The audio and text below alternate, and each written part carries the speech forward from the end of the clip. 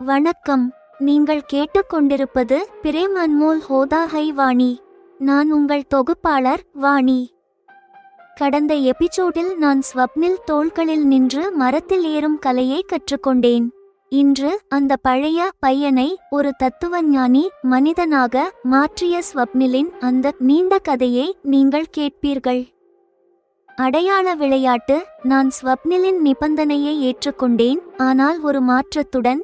நான் உங்களை ராஷிலாக நினைத்து அனைத்தையும் சொல்லிவிடுவேன். ஸ்வப்னில் சிரித்துக்கொண்டே தனது கதையை தொடங்கினான். ஸ்வப்னிலின் மாற்றம். அவன் தனது கடந்த கால ஒழுக்கமற்ற உறவுகளை வெளிப்படுத்தினான், மேலும் உறுதியான மன உறுதி மற்றும் விருப்ப ஆற்றலால் தன்னை எவ்வாறு மாற்றிக்கொண்டான் என்பதை பகிர்ந்து கொண்டான். அவனது புதிய கொள்கை உடல் ரீதியாக கடுமையாக சோர்வடைவது மற்றும் எண்ணங்களுக்கு ஒரு ஆக்கப்பூர்வமான திசையை வழங்குவது. தூரத்தின் மாயை. அவன் என்னை ஒரு பெண்ணாக பார்க்காமல் இயல்பாக ஒரு பையனை பார்க்கும் அதே பார்வையுடன் பார்க்கிறேன் என்று தெளிவுபடுத்தியபோது எனக்கு அதிர்ச்சியாக இருந்தது. அதே சமயம் நான் அவனை ஒரு ஆண் என்று கருதி நடந்து கொண்டேன். காற்றோடு பேச்சு. திரும்பும் வழியில் நான் உற்சாகமாகச் சொன்னேன், ஸ்வப்னில், மகாராணா பிரதாப் தனது சேத்தக்கை ஓட்டியது போல இதை வேகமாக ஓட்டு. சேத்தக்கின் நீண்ட பாய்ச்சல்களுக்கு இடையே காற்றின் வேகத்தில் குதிரை சவாரி செய்வதையும் ஸ்வப்னிலின் ஆண்மையை நெருக்கத்திலிருந்து அனுபவிப்பதையும் ஆகிய 2 மகிழ்ச்சிகளை பெற்றேன். மதங்களின் பெருங்கடல். பண்ணைக்கு திரும்பியதும் ஸ்வப்னில் என்னை படிப்பு அறைக்கு அழைத்து சென்றான். மகாபாரதம், ராமாயணத்துடன் ஜென் கவெஸ்தா, தி தனக் யூத நூல் மற்றும் ஸ்ரீ ரத்னகரண்ட ஸ்ராவகாச்சார் சைன நூல் ஆகியவற்றை ஒரே அலமாரியில் கண்டபோது நான் வியந்தேன். வாழ்க்கையின் புதிய தரிசனம். ஸ்வப்னில் தனது தத்துவத்தை சொன்னான். அவன் ஒரு பார்வையாளராக ஸ்பெக்டேட்டர் இருப்பதை நிறுத்திவிட்டு ஒரு காணத்தக்க மனிதராக மாற விரும்புகிறான். அவன் சொன்னான், எனது குறிக்கோள் என்னையே உருவாக்கிக் கொள்வதுதான். நானே ஒரு காட்சி கேள்வி ஊடகமாகிவிட்டேன். ஆனால் என்னை திகைக்க வைத்த விஷயம் அவனது கீதை விளக்கம். ஸ்ரீகிருஷ்ணரின் இருப்பு. ஸ்வப்னில் வானில் பறக்கும் பறவைகளை உதாரணமாக காட்டினான் மற்றும் சமஸ்கிருதத்தின் தூய உச்சரிப்பில் கீதை ஸ்லோகத்தை சொன்னான். கர்மண்யேவாதிகாரஸ்தே மா பலேஷு கதாசன. ஸ்வப்னிலின் தத்துவ ஆழம். அவனது அறிவு மற்றும் தூய சமஸ்கிருதம். இதை கண்டு நான் மெய்சிலிர்த்தேன். வார்த்தைகள் என்னையறியாமல் வெளிப்பட்டன. உங்களுக்குள் சில நேரங்களில் ஸ்ரீகிருஷ்ணர் வருகிறாரா? இன்னும் ஸ்வப்னிலை ஒரு நண்பனாக மட்டும் என்னால் கருத முடியுமா? மேலும் அவன் இப்போது ஒரு தோழியிடம் பகிர விரும்பும் ரகசியங்கள் அனைத்தையும் சொல்வானா? ஆண்மை, தர்மம் மற்றும் தத்துவ காதலின் அற்புதமான சங்கமம். பிரேம் அன்மோல் ஹோதா ஹை வாணி இல் நீங்கள் கேட்பது எபிசோட் 46. ராஷிலாக கேள், ஸ்ரீகிருஷ்ணராக வாழ். நிச்சயமாக. நான் உங்களை ஸ்வப்னில், அதாவது ஒரு ஆணாக கருதினால் என்னால் சொல்ல கடினமாக இருக்கும். எனவே நான் உங்களை ராஷிலாக நினைத்து அனைத்தையும் சொல்லிவிடுவேன். நான் இவ்வாறு கூறியதும் ஸ்வப்னில் வாய்விட்டு சிரிக்கத் தொடங்கினான். இது ஒரு சிறந்த வழி. நானும் இப்போது உன்னை வாணியாக பார்க்காமல் பராகண்ணனாக கருதுகிறேன் என்று ஒரு இடைவெளிக்கு பிறகு சொல்லத் தொடங்கினான். ஸ்வப்னில் பள்ளி காலத்திலிருந்தே பெண்களுடனான தனது உறவுகளை பற்றி விரிவாக விளக்கினான். ஒவ்வொரு வார்த்தையையும் நான் கவனமாக கேட்டேன். பெண்களுடன் உறவு கொள்ளக்கூடாது என்று நான் முடிவெடுத்த அந்த நாளிலிருந்து இந்த ஸ்வப்னிலின் பிறப்பு தொடங்கியது. இன்று நீங்கள் பார்க்கும் இந்த ஸ்வப்னில் முன்பை விட மிகவும் வித்தியாசமானவன் என்று ஸ்வப்னில் தனது மார்பின் மீது விரலை வைத்து சொன்னான். பிறகு அவன் அமைதியானான். இது ஸ்வப்னில் சொன்ன அவனது புதிய பதிப்பு. இதை பற்றித்தான் ராஷில் என்னிடம் முன்பே சொல்லியிருந்தாள்.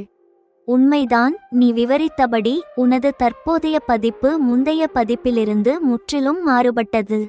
இத்தகைய மாற்றத்திற்கு உறுதியான மன உறுதி மற்றும் விருப்ப ஆற்றல் அவசியம் என்று நான் உணர்கிறேன் என்று நான் மூச்சை அடக்கி கேட்டுக்கொண்டிருந்தவள் இப்போது நீண்ட மூச்சை வெளியேற்றினேன். ஆம், நீ சொல்வது சரிதான். எனது தீர்மானத்தை நிறைவேற்ற நான் 2 விஷயங்களில் கவனம் செலுத்தினேன். ஒன்று, இரவு நேரத்திற்குள் நான் உடல் ரீதியாக முழுமையாக சோர்வடையும் வகையில் எனது தினசரி வழக்கத்தை வைத்திருப்பது. இரண்டாவது, எனது எண்ணங்களையும் வாழ்க்கை தத்துவத்தையும் ஆக்கப்பூர்வமான மற்றும் நேர்மறையான திசையில் திருப்புவதற்கான நடவடிக்கைகளை எடுப்பது என்று அவன் சொன்னான். இவ்வாறு எனது இலக்கை அடைய நான் என்னை முடிந்தவரை பிஸியாக வைத்திருக்கத் தொடங்கினேன். நான் பெண்களை பார்த்தேன், அவர்களும் என்னை சந்தித்தார்கள். ஆனால் நான் பெண்களை எதிர்பாலினத்தவராகப் பார்க்கும் நேரத்தை ஒதுக்குவதில்லை. இப்போது நான் எவ்வளவு பழகிவிட்டேன் என்றால், ஒரு பெண்ணை இயல்பாக ஒரு பையனை பார்க்கும் அதே பார்வையுடன் பார்க்கிறேன் என்று ஸ்வப்னில் தனது பார்வையை தெளிவுபடுத்தினான். இப்போது எனக்கு தெளிவாக புரிகிறது. நான் ஸ்வப்னிலை ஒரு ஆண் என்று கருதி நடந்து கொண்டிருக்கிறேன். ஆனால் அவன் என்னை ஒரு பெண்ணாக கருதவில்லை. அல்லது எப்போதாவது அவன் என்னை அறியாமல் ஒரு பெண்ணாக பார்க்கும்போது அவன் தனது பார்வையை திருப்பிக் கொள்கிறான். அவன் எனக்கு பின்புறம் திரும்பிக் கொள்கிறான். என்னால் நம்ப முடியவில்லை. ஒரு ஆணால் உண்மையில் இதைச் செய்ய முடியுமா? நான் அறிந்த ஆண்கள் இப்படி இல்லை. வாணி, உனக்கு சுமார் 27 அல்லது 28 வயதாக இருக்கலாம். நீ இன்னும் திருமணமாகாதவள்.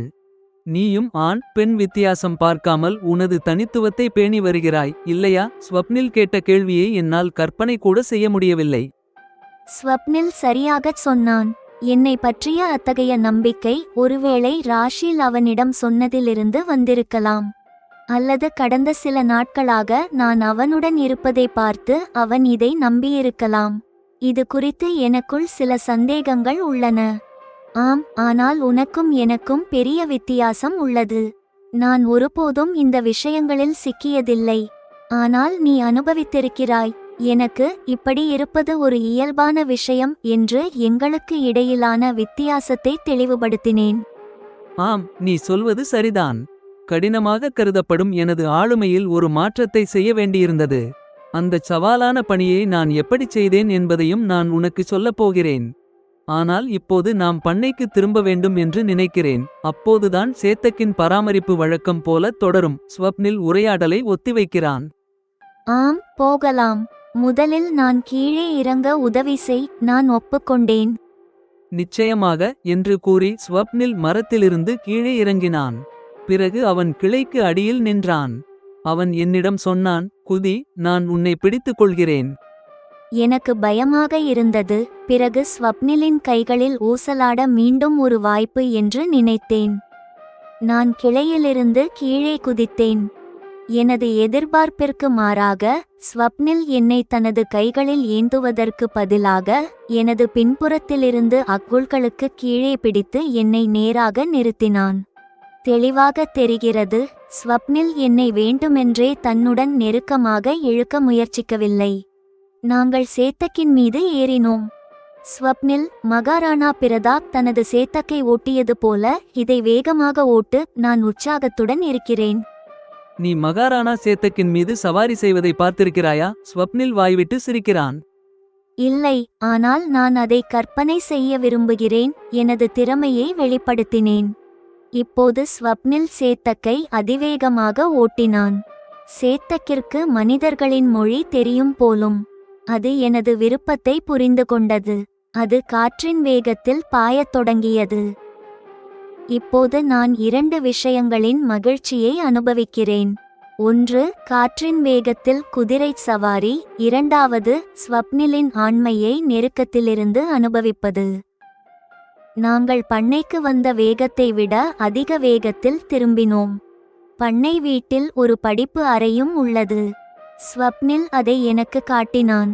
அங்கே மகாபாரதம், ராமாயணம், கீதை போன்ற புனித நூல்கள் அடுக்கி வைக்கப்பட்டிருந்தன. ஜென்ட் அவெஸ்தா, தனக் போன்ற எனக்கு அறிமுகமில்லாத நூல்களும் அங்கே இருந்தன. ஸ்வப்னில், இவை என்ன நூல்கள்? எனக்கு தெரியவில்லை என்று விரல் காட்டி கேட்டேன். இவை பார்சிகள், யூதர்கள் மற்றும் புத்த மதத்தவர்களின் புனித நூல்கள். எனது நண்பர்கள் பலர் மற்ற மதங்களை பின்பற்றுபவர்கள், எனவே அவர்களுக்காக இவற்றை வைத்துள்ளேன் என்றான் ஸ்வப்னில். வியப்புடன் நான் நினைக்கிறேன், அமெரிக்காவில் வசதி வாய்ப்புகளுடன் இருந்தாலும் யாரோ ஒருவர் ஆன்மீக விஷயங்களை படிப்பதில் இவ்வளவு ஆர்வம் காட்டுகிறார். வாணி, இங்கே உட்கார் என்று அங்கிருந்த சோபாவில் அவன் அமர்ந்தான். நானும் அவனுக்கு எதிரே சோபாவில் அமர்ந்தேன். நான் எனது வாழ்க்கை முறையை முழுமையாக மாற்றத் தொடங்கினேன். பொழுதுபோக்கு அம்சங்களை தவிர்த்துவிட்டு என்னையே ஆக்கப்பூர்வமாக மாற்றிக்கொள்ள விரும்புகிறேன்.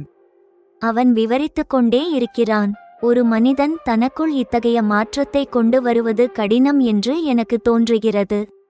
நான் இப்போது வெறும் பார்வையாளனாக இல்லை, நானே ஒரு காட்சி ஊடகமாக மாறிவிட்டேன். ஸ்வப்னில் ஜன்னல் வழியே வானத்தை பார்த்தான். அதாவது நீ எளிய வழிகளை விட்டுவிட்டு கடினமான வழிகளை தேர்ந்தெடுத்துள்ளாய். அவனது பார்வையால் நான் கவரப்பட்டேன். ஸ்வப்னில் ஜன்னல் அருகே நின்றான். நானும் அவனுடன் நின்றேன். வாணி, அந்த பறவைகளை பார். அவை வானில் பறப்பதன் மூலம் என்ன பெறுகின்றன? அவற்றின் உணவு, கூடு அனைத்தும் தரையில்தான் உள்ளன, இல்லையா? இப்போது ஸ்வப்னில் எனக்கு ஒரு தத்துவஞானியாகத் தெரிந்தான். நான் இப்படி யோசித்ததே இல்லை. சொல், அவை என்ன பெறுகின்றன? அவை சுறுசுறுப்பாக இருக்க விரும்புகின்றன. கீதையை அவை படிக்கவில்லை என்றாலும் அவற்றின் நம்பிக்கை. கர்மண்யேவாதிகாரஸ்தே மா பலேஷு கதாசன. உனக்கு கடமையைச் செய்ய மட்டுமே உரிமை உண்டு, அதன் பலன்களில் இல்லை. ஒருபோதும் பலன்களை எதிர்பார்த்துச் செயல்படாதே. ஸ்வப்னில் இவ்வளவு தூய சமஸ்கிருத உச்சரிப்பை கொண்டிருப்பான் என்று நான் ஊகிக்கவில்லை. அது மட்டுமின்றி இயற்கையை பற்றி இவ்வளவு ஆழமாகச் சிந்திக்கிறான். உங்களுக்குள் சில நேரங்களில் ஸ்ரீகிருஷ்ணர் வருகிறாரா? இப்போது ஸ்வப்னில் எனக்கு ஸ்ரீகிருஷ்ணராகவே தெரிந்தான். ஜெமினியின் பகுப்பாய்வு மற்றும் விளக்கங்கள். அன்பான நேயர்களே, எபிசோட் 46 இல் வாணி மற்றும் ஸ்வப்னிலின் உறவு ஒரு ஆழமான திசையை நோக்கி நகர்கிறது. ராஷில் மற்றும் பராக் என்ற பெயர்களை பயன்படுத்தி அவர்கள் ஒருவருக்கொருவர் ரகசியங்களை பகிர்ந்து கொள்கின்றனர். எபிசோட் 46 நிறைவுற்றது.